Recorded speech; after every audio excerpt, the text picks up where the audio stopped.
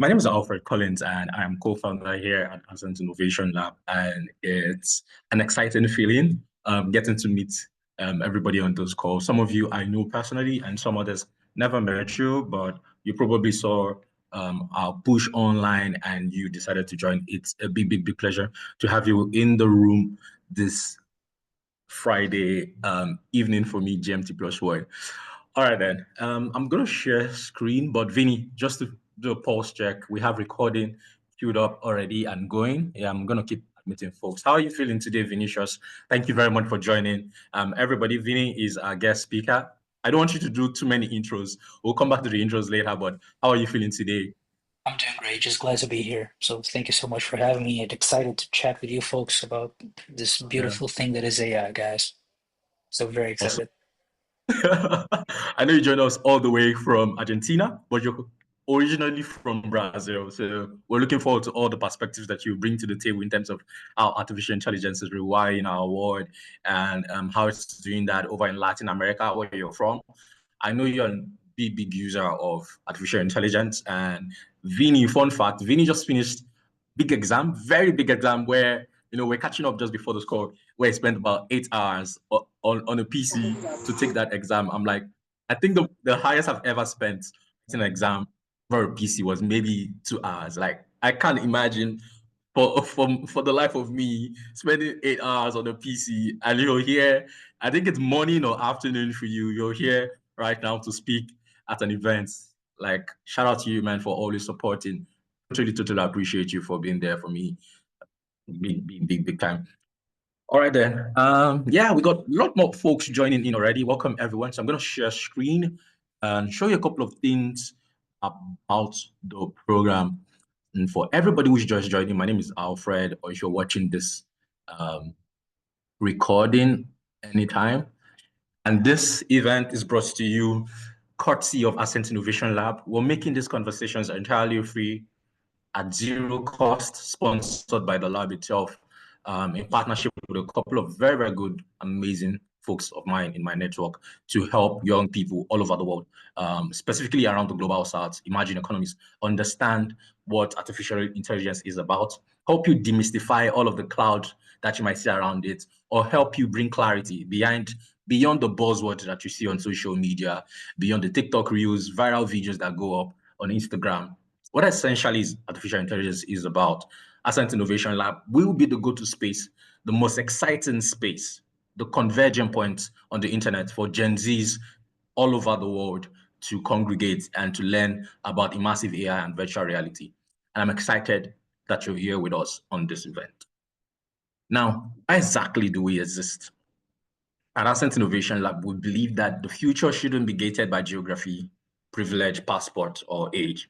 I've had a bit of an opportunity to travel, whether it's Europe or East Africa, West Africa, Southeast Asia. I have a bit of privilege to travel around the world and see how much exponential technologies are rapidly changing the world. I've also been able to speak at events and speak with thought leaders and industry stakeholders, whether it's artificial intelligence, virtual reality, biomedicine, pharmaceuticals, all of those different industry. And one of the things that I started to take note of while this idea gradually formed in my heart and in my mind was how that a lot of wealth seems to concentrate in the global north. By the global north, I mean the United States, North America, Western Europe. You see a lot of prosperity that cascades into this nation, and it's not something that has happened for just 1 year or 2 years. It's something that they have learned how to build for centuries, for hundreds of years, and these people have built a very prosperous society for themselves. Meanwhile, traveling back, every time I'm traveling back, catching a plane, coming back to where I where I live in this part of the world, I'm always shocked at the contrast, the stark contrast. Vinny, I can see you smiling, and I'm sure it's the same thing for you. We want to call sometime. I guess it was October last year when you were in the US for like a short visit, like a rotation, and you had to travel back. And I'm sure you anybody was traveling has probably seen that contrast between how do you suddenly go from this wealth and abundance that exists when you travel to the global north, and then you're coming back. There's so much scarcity. There's so much, I don't want to call it poverty, but there's just scarce resources. and then inequality, a lot of inequality in our systems and in our infrastructure. I noticed all of this, and one thing that just came to mind is how exactly have they been able to do it? How were they able to do it? All those, when you do something for 1 year, you can probably count it luck. When you do it for 2 years, when you do it for 3 years, you might be like, maybe the luck is going to fade. Maybe if you play football or basketball, your career is probably going to last somewhere within 5 to 10 years, 15 years, if you're lucky, like Messi or Ronaldo. But that's like the X factor, those in the peak of it. When you can do something for 100 years, it's no longer luck. There's a system in place to ensure that that bit of success can replicate itself. And that's what we're seeing in the global north. What we believe at Ascent Innovation Lab is that the next generation of prosperity, the next generation of wealth and abundance that will come into the world will not be gated by people based in a certain geography, will not be gated by people. When I say gated, I mean it will not be controlled, or it won't be in the domain of those who live in a certain region. Artificial intelligence is going to be the great equalizer. It's going to bridge the digital divide faster than anything we've ever seen. If you're born from the global south, you've probably experienced scarce resources. You know what it means to experience economic disparity. You know what it means for opportunity to feel distant. You're very talented, but opportunity feels distant. And that's why our mission is, we want to see the across the global south lead the digital revolution, the AI revolution specifically, not just to spectate, but to enable a future of shared prosperity. This is not just another coding bootcamp. If you're looking for a coding bootcamp, this is not the place. Think of coding now, why coding would impact you with like the critical thinking skills. And some of my ideas sometimes can be very controversial. I remember I was at an event in Summer Davos last year, and I made a statement that AI will bridge the digital divide faster than anything we've ever seen. And the interviewer was shocked because it's not a statement that people want to put out there. It takes a lot of guts to make such a statement. But that's my own motivation. That's my own vision of the future, in the sense that if you're currently learning coding and if you follow the tech industry a lot, you must have heard someone like Jason Huang even reiterate such a statement, but in a different way. You must have heard Mark Zuckerberg make such a statement, but in a slightly different color and texture, in the sense of they want to tell their kids or 5-year-olds today not to learn coding, but to learn AI, how to use AI. Why? Not because coding isn't good, or not because you don't want to pay your software developers. It's just the sense that you see how much progression that artificial intelligence is making today. And the growth curve is so exponential, it's so rapid that you know that a lot of jobs will be phased out of the market. Let me say this one. This video is being recorded. So let me say another big word, right? In the sense of, let me take a gamble on this one. Learning coding today is going to be like your mom teaching you how to use a typewriter that she used in 1995. It's obsolete, brother. Like, just move on already. Yes, if you want to take the next 6 to 1 year to do it, no problem. But you want to stay at the cusp of what is going to radically transform the world. And AI is not going to be stored up behind a laboratory like the way mainframe computers were back in the early 90s or in the early 2000s. AI is literally at your own, your fingertips. So this place, Ascent Innovation Lab, it's a digital space, will be the most exciting space on the internet for Gen Zs to play, think, and create with artificial intelligence. We've built this, around your pain points, desires, and nuances of that specific target market. So this is not just for everybody. It's not just a place to come learn how to do copywriting, coding, do a million things. No, it's one thing specifically for one group of people. We have eyes for only you, if I can say it that way. We're entirely focused. And that means that, if you go on Coursera, Udemy, you see all of these different courses, you see all of these different programs, but this is built with just you in mind. Now, what do you expect at Ascent Innovation Lab? Number one, I'll give it to you for sure. Practical AI skills, not just talk, practical skills for you understanding how to use AI beyond ChatGPT. You throw all the questions that you have in your mind to ChatGPT, but how do you use it for unlocking new streams of income? How do you use AI for increasing your productivity? All of those things. You also get to experience a global community of Gen Z change makers.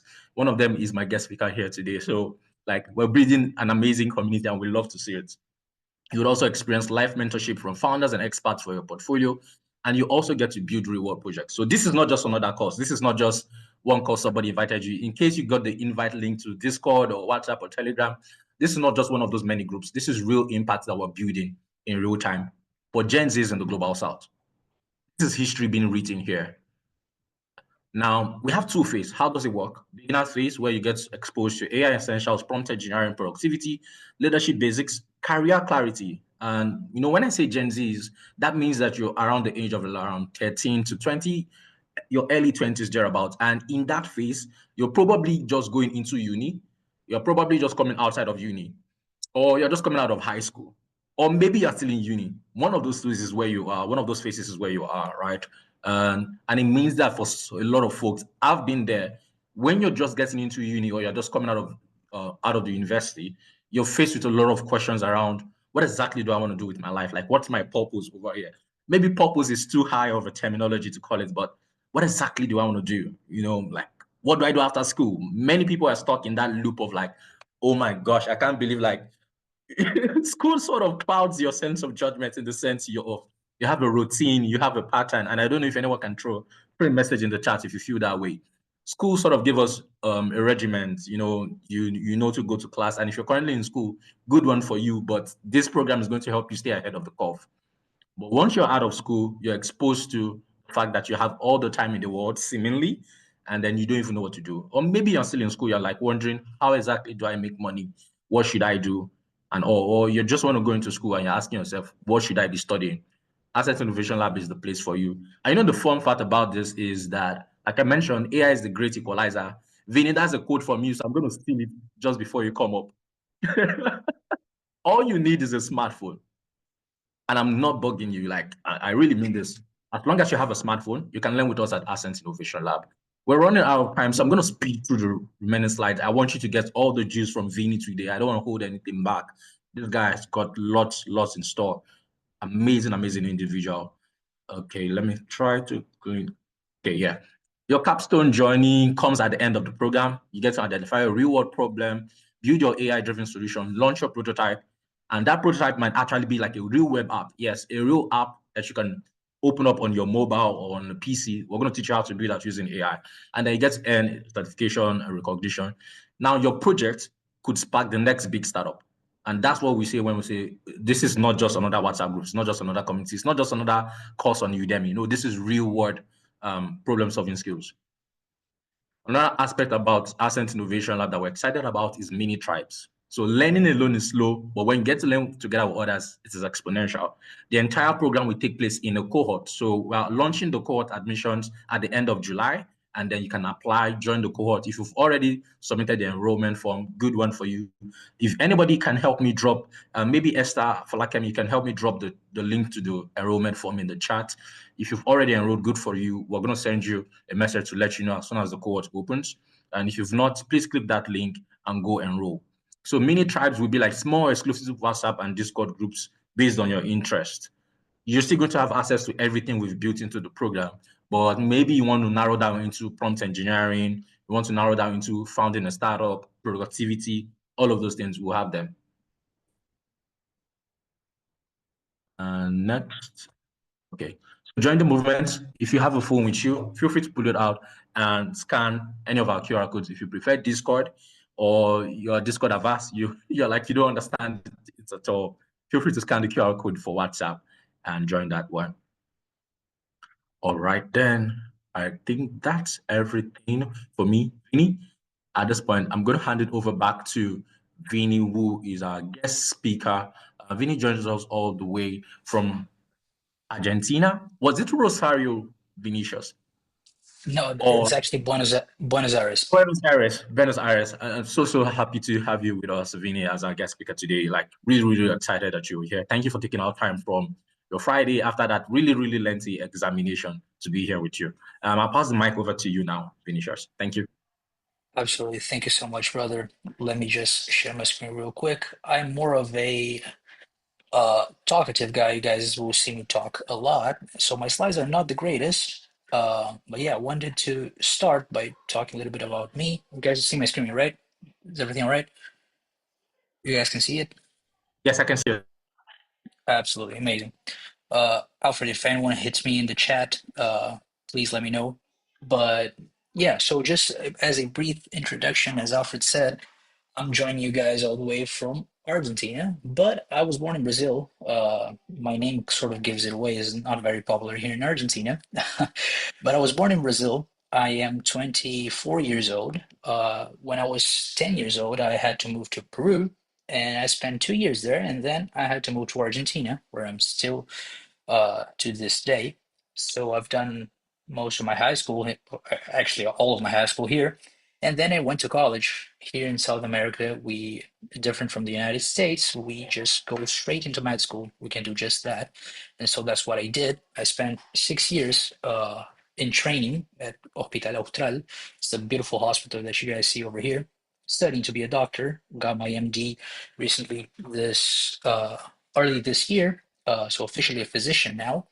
And nowadays, I sort of dibble and dabble in a bunch of things, really. But first and foremost, I'm a physician. I'm also a researcher. I do a lot of research in cardiology and internal medicine.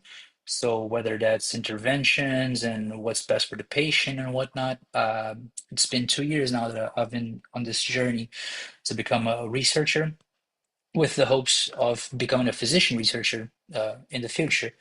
I also, as Alfred beautifully put in the flyer you guys got, I work at a company called Meta Analysis Academy that is associated with like promoting research, especially in South America, because it's difficult getting exposure to it. So I'm currently the ambassador program coordinator there. Once students graduate the course, they can become ambassadors if they're elite. And so I try to bring this. I'm sort of Nick Fury. I assemble the Avengers and get together the best group of individuals that share a common goal. And yeah, that's my basically my job there. I also work at Osmosis by being a regional lead, where I coordinate students from all sorts of the world or all different places in the world. And we join together on how to improve medical education and medical learning and just improving how doctors are being trained all over the globe with a beautiful platform that is Osmosis. So that's a little bit about me. As you guys could see, I would consider myself sort of a global individual in the sense that I have traveled a lot in South America. I've lived in different places. I know about different cultures. But I've also dibbled and dabbled a lot in the US, as Alfred told you guys. Just last year, I was there in Southern Illinois in a rural community for a month for a rotation there. I learned a lot and I exposed myself to what Alfred was saying, right?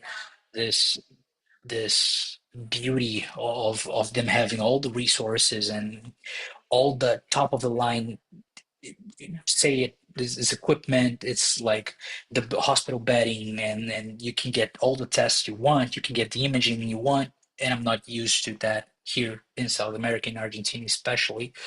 um so yeah, speaking of that, the phrase AI being the great equalizer, I think is just amazing because you know it helps us be on their level. I think we can all agree that as the southern hemisphere of the world, we are used to working with less resources and we still do good things. And so I think by giving you guys the tools that you sort of have a natural talent to do great things without having much. So imagine if we give you the tools such as AI, how further can you guys go, right? You can reach the moon, you can reach Mars and beyond. So that's why I'm here today. I want to share a little bit about my personal journey with AI. Um, I think there's a lot of people who are overly reliant on AI, and in the beginning, when all of this started, I was sort of not against it, but I was like cautious of it. Okay, let's not jump the gun here. Let's just be chill. Let's see how we do.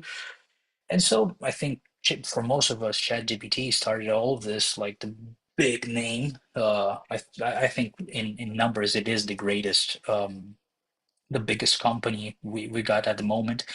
But and so I started doing a little bit of here, a little bit of there, and learned how to use it. And it's still one of the pillars that I have nowadays to sort of carry out different tasks. I would say I use it almost every day, if not every day. But again, what I wanted to start this talk with is that I want you guys to know that AI is sort of it's not sort of a tool, it is a tool that you need to understand how and when to use it, and especially which tool you got to use, because we have lots of different types of screws, let's say, and you have different drivers for them. Some of them are star shaped, some of them are just a Phillips flathead drive, and treat AIs as such. Each of them have their specific use. Using ChatGPT for everything, it can work, but at some point it will certainly be like fitting a square peg through to a round hole. It's not going to work very well. You may be able to switch it up and sort of push it through, but the whole idea here is that you guys are well equipped to know which tools to use in different points, right? So as for me, whenever it comes to ChatGPT, I use it as for anything that is idea related. Anytime I have to brainstorm, brain dump, let's say I just finished a meeting and Fireflyer's AI, the beautiful note taker that everyone and their mother is using right now, uh, gets you the resume, the write up of that meeting, right? And in that meeting, you had an idea of how to improve the workflow in your company. Okay, let's go to ChatGPT, dump all the context, because that's important. As for ChatGPT, you gotta train it. As with all large language models, you gotta train it well, gotta give the context and be really specific with what you got, right? So you dump in information of your meeting, the summary, and you say, okay, here's the summary of the meeting I just attended.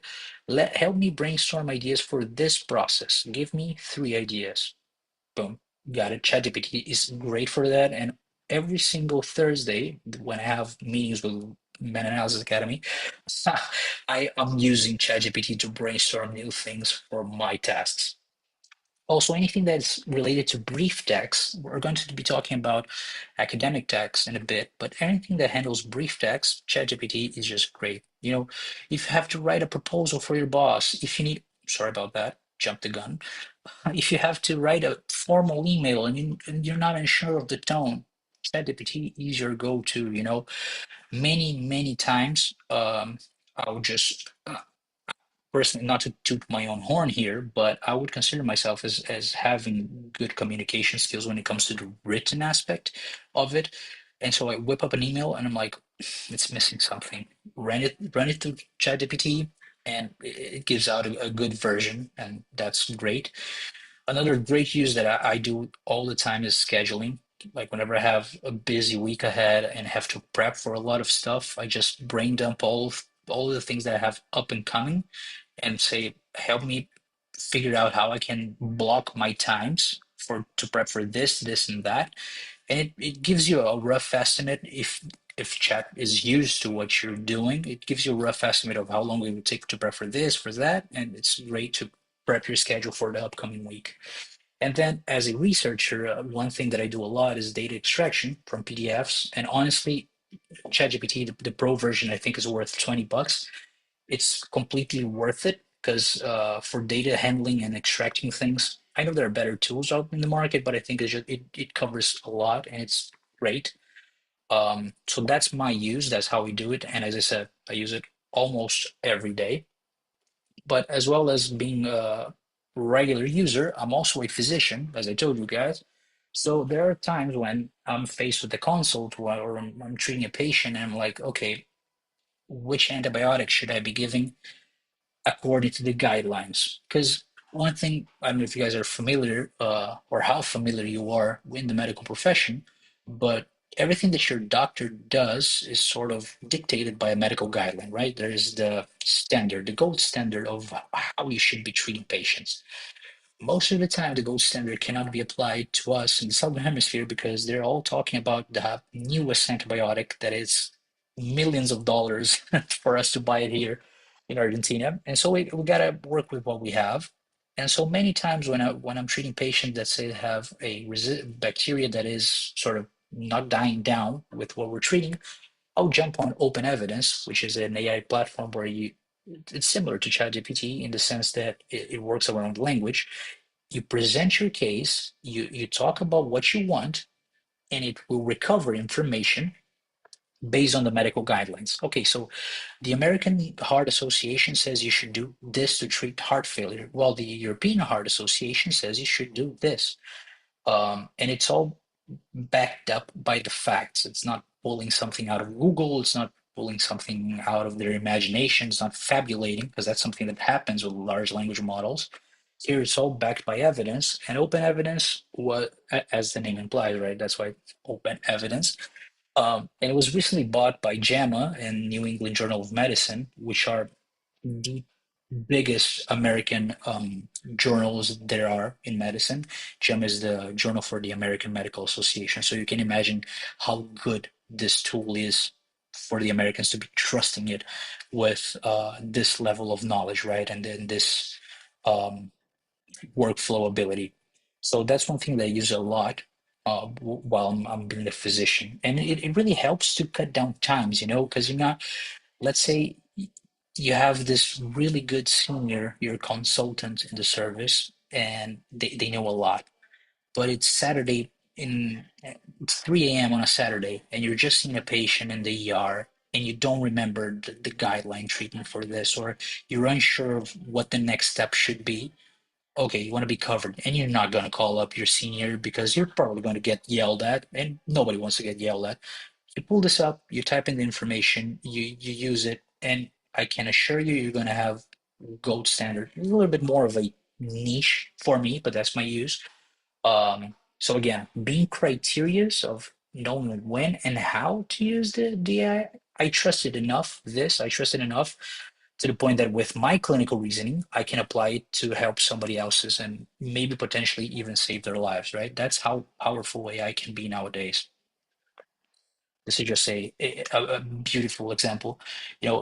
You ask, and it can be like simple questions. You don't need to put on a full case presentation, but every single reference they give out here is a guideline or a good paper on the topic, and it just summarizes really well. And it's just a great tool, really. But to become a doctor, you got to study first. So, what about study? How do I use AI for study? In the past year, I was working towards this big exam that Alfred told you guys. I was studying for the USMLE Step 1, which is one of the exams we've got to take to become a licensed physician in the United States. And it is a huge deal. Like it's tough. And you got a bunch of platforms that sort of give you questions, and you have let's say question banks, right? To train for this. And one thing that I saw myself doing, especially once I was done with said question banks, I would go on, take a screenshot of a question that I've already had, show it to ChatGPT, and ask for three similar. NBME is just the name of the organism that takes care of the questions there, but questions that are similar to this but not the same. And so Chat would generate uh, questions for me to train my knowledge on, especially if I was in a hurry and I didn't want to log in and see this long list of questions. I'll just pull up ChatGPT, ask them, give me three NBME style questions on hemophilia or whatever, Bernard Soulier, and it gives you great questions to the point that you are able to train um, in a way that was similar to those question banks that I was telling you before. So it saves a lot of time, as well as you can sort of tweak it. As you guys have seen here, you can ask for specifics. You cannot just be uh, big and broad, like broad strokes of just giving USMLE type one type questions, but you can go ahead and go through psychiatry questions as I was going in that case, Um, so that's one way that I use. Clinical Key AI is another tool that I wasn't able to put up here in the slides because login information and whatnot, but it's another great tool similar to Open Evidence. Speaking of Open Evidence, they just fused together with NVMe as well. So they're now doing this same style of questions here with their generative AI model. But, studying can be optimized a lot with the AI aspects of the world. Instead of those old ways, as Alfred said, as if it was as if your mother gave you a typewriter and you had to learn how to properly position your fingers and then started typing. Here, instead of opening a boring textbook that is 2,000 pages long, you can just get the paragraphs, upload the important information.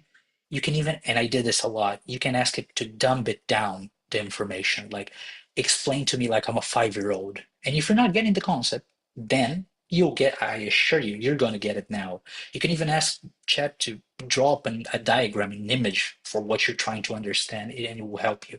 That's how cool it is. And that's one way I think students nowadays, especially students and upcoming students in universities, can get the upper hand and save so much time. When I was just starting med school, trying to drink from a fire hose, that's the way people try to describe the first year of medicine to people, trying to drink from a fire hose.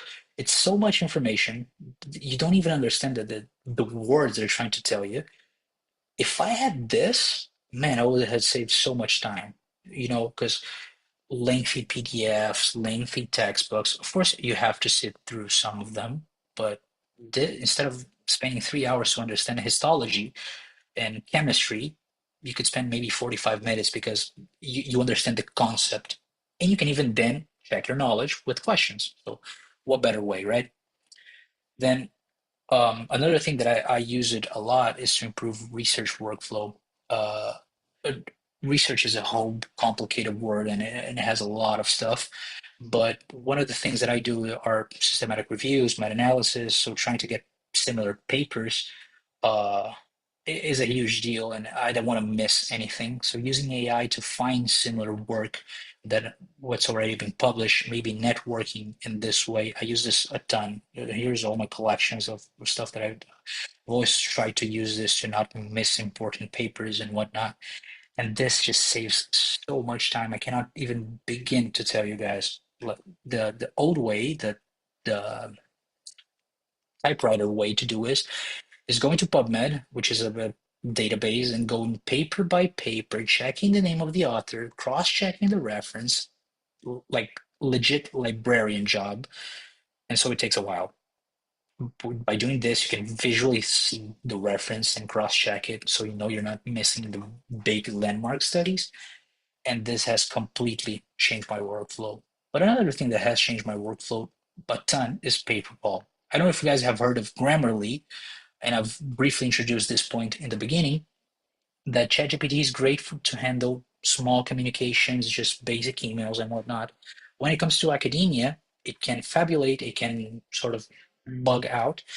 And so PaperPal is my preferred AI tool. I use it most of the time when I'm writing a manuscript. You can see two examples there. You can just upload your manuscript and it helps you write it if you want that. I am not particularly into that. I prefer doing my own writing and just having suggestions and how to improve the formality of it all. If you guys are any familiarity with academia, they are they can be a little strict and even weird sometimes with how they want things to sound or how they want things to be written out a certain way. And so PaperPal beautifully rewrites your stuff to fit those standards. Another great thing they have is the add-ons. Like you don't need to come to the web page. You can just use it on Word and say, I'm writing my paper and my dissertation, my thesis for high school or even for college. You have the add-on there. Poof, it helps you write. And if you're worried about plagiarism, well, it got you covered. It helps with the plagiarism check. There's a whole Pandora box when it comes to plagiarism and AI, but this, of all the tools that I've used in my life, this is sort of the best one, even though if you put the Bible here, it can come up as plagiarized because AI is not that advanced yet. It will be though, so this is a great starting point. As a submission check, which this saves me hours on end, because whenever you submit to a journal, you have to have this checklist and make sure you have the abstract, the figures, the images, the tables, the manuscript, the cover letter, whole lot of stuff. You put your manuscript there, this beautiful platform will sort of dismember your Word file into the different things that you need to have. It will generate something if you don't, and have everything together, like a little neat bundle that the only thing you have to do is download the zip file and upload it to the journal that you want to submit. So it saves you hours, and it's just amazing. And I think here is a great potential in the writing side of things for all of us in the southern hemisphere. At least that's something that is going on in Brazil, at least. Brazil has a lot of, it's been up and coming with AI. It's been leading the region. I think together with Argentina, they're leading the region. But when it comes to the media usage of, I sort of gave you a little bit of statistics there, but when it comes to the media, Brazil is using it a lot when it comes to both Brazil and Argentina. Newspapers, blogs, articles, they use a lot of AI to sort of speed the workflow and get the news first. So imagine that if you are savvy, AI savvy on how to use the tools, you can get a job in no time, like real easy with those guys. Let's say coding, right? Which is getting a little bit outdated. But now you learn how to use AI to get a chatbot working. They use it a lot in Brazil. These are all Pix is the biggest bank right now in Brazil. It's sort of a similar to Zelle in the States or PayPal, but it's an actual bank institution.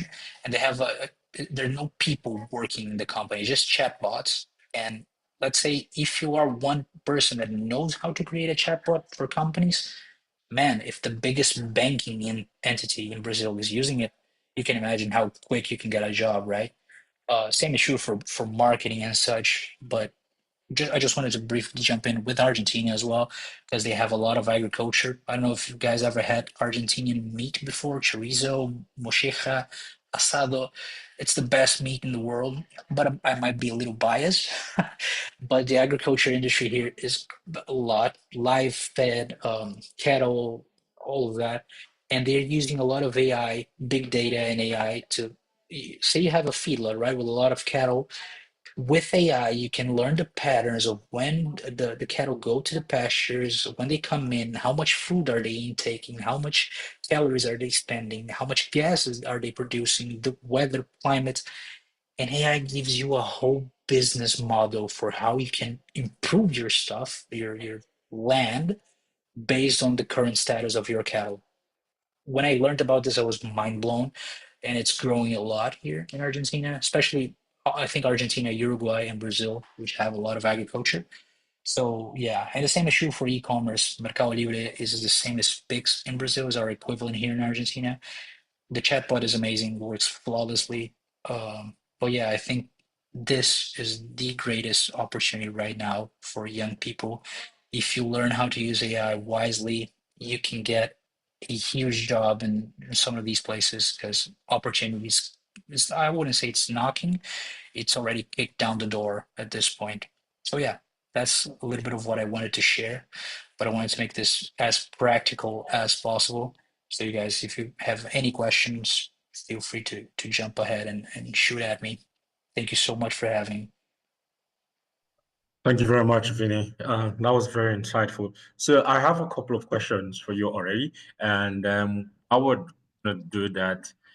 Maybe anybody, if you have a question, please feel free to throw it in the chat relating to artificial intelligence, Brazil, um, all of the analogy we gave about prosperity versus scarcity, global, not global south. If you have questions around that, please feel free to throw it in the chat. Or even if it's something else outside that, I'm happy to take it. Uh, okay, seems like someone was going to come off mute. Hey, Nolua, you want to say something? You want to drop it in the chat, which one? And see you, your mic is off mute. It's okay if that was a mistake, no worries. Okay, let me just go to my question here. So, Vinny, this one is for you. If you were 17 again and just, starting out, what would you focus on learning or building into this AI revolution? Oh man, if I was 17 and just starting, this is a little bit of a philosophy of mine, but I would just try to learn as much as I possibly can on the general Mhm. landscape of AI. And then once I have like the general knowledge of it all, I would laser focus. I think if I was 17, I would laser focus on ChatGPT and how to use the different GPTs so I can take the most out of it. And just let's say I'm going to college, right? I wouldn't trade. Let's say I wouldn't advise anyone to change their passions in favor of AI, but I would say pursue your passion, whatever that may be. Maybe you're a computer science student. If that's your passion, go for that. Uh, but learn how to take AI and use that to your advantage. And I think computer science is just the best example possible. Get as much training as you can with AI because that's going to make you stand out the most. Uh, if you're passionate about your craft, if you are that's basically it, really, right? If you're passionate about your craft, you are likely going to do a good job at what you do. But if you have better tools in your advantage, such as AI, man, you're going to be a rock star. There's no doubt about it. And I think that's going. Let's say you, by some reason or other, you're not receiving the best training because of X, Y, and Z, the situation you're at in life right now. You're not receiving the best training. You're starting with you're being the underdog, right? If you are competing against somebody that trained in Harvard, but he doesn't know how to use AI, and you do, the playing field Mm. is leveled now. So that would be my advice. Interesting. I like the fact that you use the word underdog because we actually use that in one of the video campaigns we created. We're building Asset Innovation Lab for Gen Zs. We're building Asset Innovation Lab for the underdog. So when you use that, that deeply resonates with us because that's what we're doing right here. So if you look at the global south, if you look at emerging economies, right, what are the mindset shifts you'd encourage young people to have when it comes to artificial intelligence, when it comes to thinking or visualizing the future? What mindset shifts would you advise? Oh, I think innovation. Uh, I'm a huge fan of Kaizen methodology. I don't know if you guys heard about it. It's Japanese philosophy of always improving. There's some Kaizen, yeah. everywhere. There's something that can be improved and should be improved. And I think innovation with AI nowadays is the way to go because we have a lot of processes and we have a lot of stuff going on that we are used to, and the workflow is already set in stone because that's how it has been done for the past 5 to 10 years. But if you're a young individual and you're seeing these up and coming markets, and you have so much opportunity to reinvent, to rediscover it, and to be that sort of X factor, guys, say you're not likely going to be doing this in a job interview, but say you are already at a job post, right? And you come up to your boss and say, listen, this is what we're doing right now. We have this process of X, Y, and Z. I know how to use this AI to improve this process and streamline it. And we were using 45 minutes and now we're using 15. How about that? And I think having this, it's not a clinical eye, but having this eye for where opportunity lurks and knowing how and when to take opportunity with the AIs of the world, say whatever it is, maybe you're creating your own for a company. That would be my advice on that. Interesting. Thank you very much, Vinny. We have a couple of questions already. I think there's like three of them. We're going to try our best to keep to time. Abs- So the first question Absolutely. says, yeah, what's your advice for a first-year computer science student? I think you already touched on this a bit, but if you want to Yeah. go over it again. Um, my advice would be, of course, just following your heart and your passion, because I think that's the 100% of all your good work is going to come from your passion to your craft. But then honing that craft, not sitting and waiting for things to come by. It's time to improve it. And as I said before, right? To stand out, you need to have an advantage, an edge within your competitors, right? I don't like, I believe that it's more of collaboration over competition, but let's say we are in a awful world where everything is competition. You need to have the edge. And right now, especially in computer sciences, anything that's related to tech, I think AI is the workaround and the way to go. Honing your craft with as much courses and labs and skill sets. You should 100 and 1000% subscribe to us and get your learning there. And every single learning that you can get that you can use it later on computer science, that should be your way to go and will likely be your route of success to stand out among your peers. Mm. Interesting. And I know that that person who throw in that question is probably thinking, "Oh, I'm studying computer science right now in school. Am I doing the right thing, or is AI going to probably going to come for my degree as well?" But Oh, it's a there. great answer. Yeah, go on. And on that note, everybody asked me like, "Oh, but they're going to take your job as a physician. In the future, you're not going to have doctors. We're all going to be talking to a screen, and that's it. They're going to be diagnosing better than you will ever will in your life." And I say, yes, that's absolutely right. But I think there's a difference here. We're not going to be replaced. Actually, those of us who don't know how to use AI will be replaced. But if you do how to know how to use AIs and get that to advantage and to improve your job, then you'll not be replaced. You'll be the exponent of said job. It's not going to be the same to be a computer scientist that doesn't know how to use AI. That's going to be absolutely obsolete. Oh, I just know how to use Python and R and coding. I know how to do that plus AI. You're going to be the man, not him. He's gone. He's obsolete. So it's not that they're going to take jobs. They're going to come new jobs as well, but you have to be caught up with the times. And then the same applies Mm, for me as a physician, I think. Interesting take. We have a very good question here to Vinny from Inuoluwa Olayemi, which says, "How do you resist the temptation to use AI to get all the work done?" That's like a Harry Potter fantasy. That is it. That is such a great question. Thank you so Yeah, much. very good question. It is tempting, but I think, at least in my philosophy, in my mind, there's beauty in the work that one does and sort of falling and getting back up, uh, failing and trying again.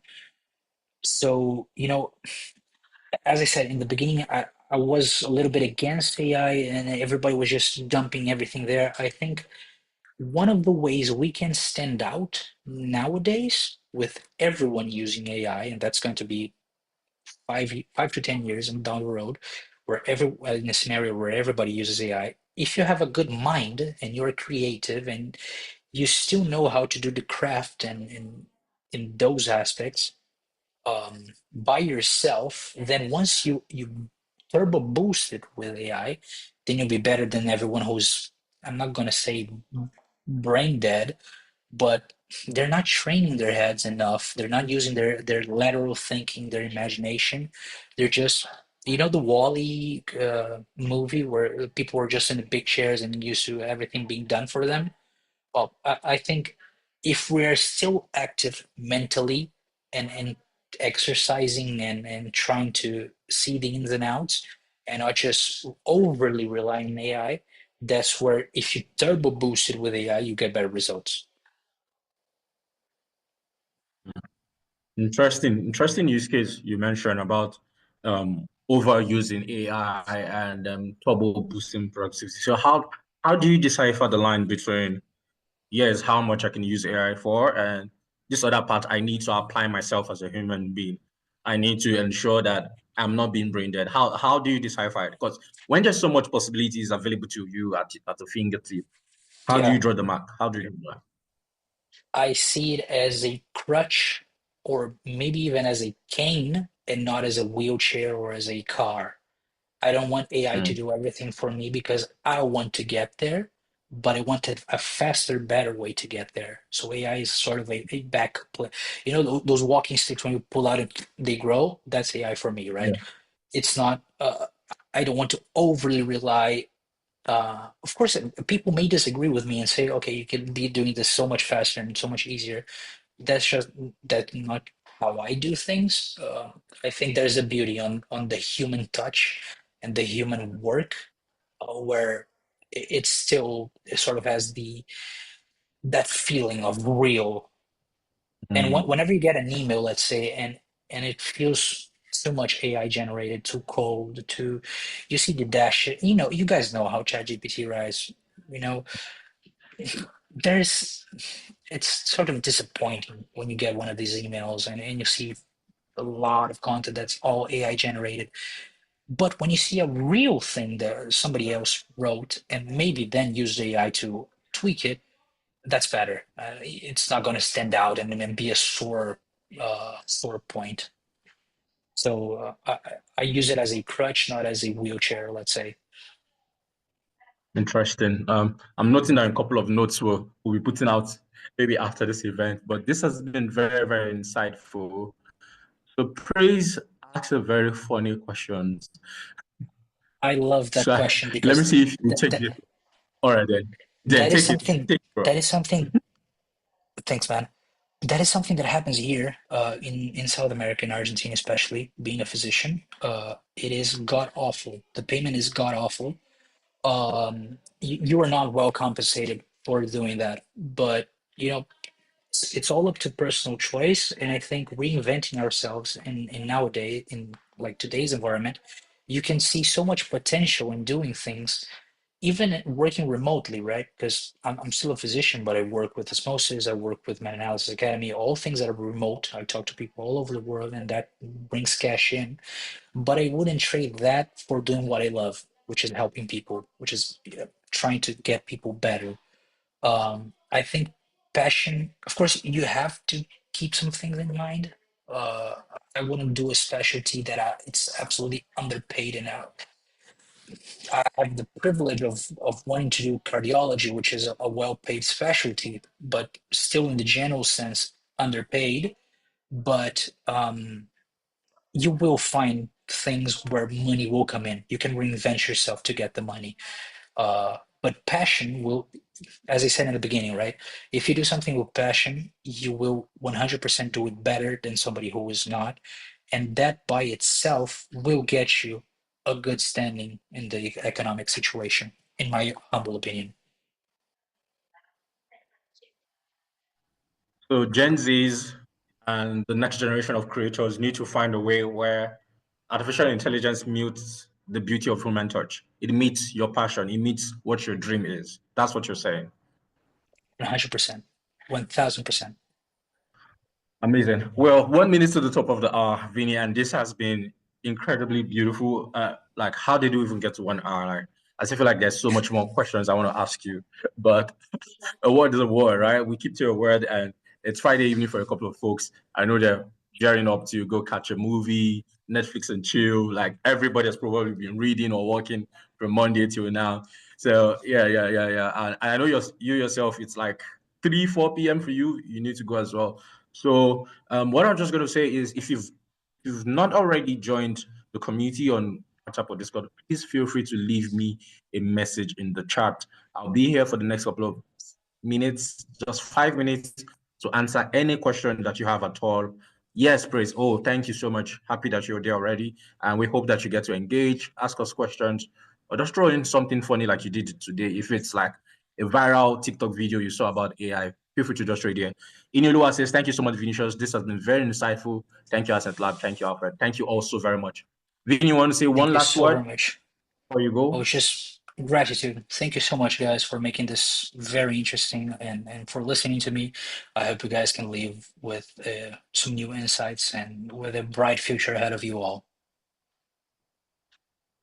Awesome. Vinny, gracias, amigo. Have a wonderful rest of your evening. My regards You to too, my man. Sophia. Thank you so Yeah. much.